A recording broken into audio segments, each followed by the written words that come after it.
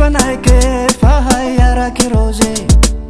messagerie vocale fa tsisy namaly messagerie vocale fa tsisy namaly tsisy réseau matany misy anao agny sa telefonao lobate anao tsy azo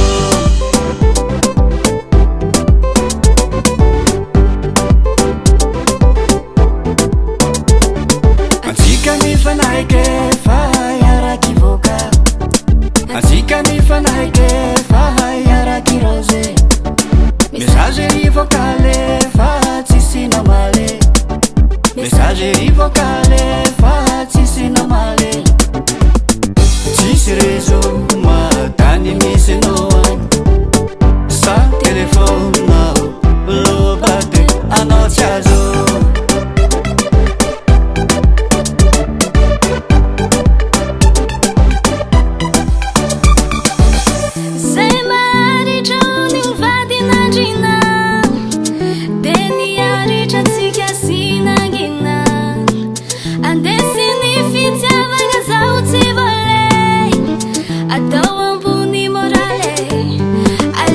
Puxa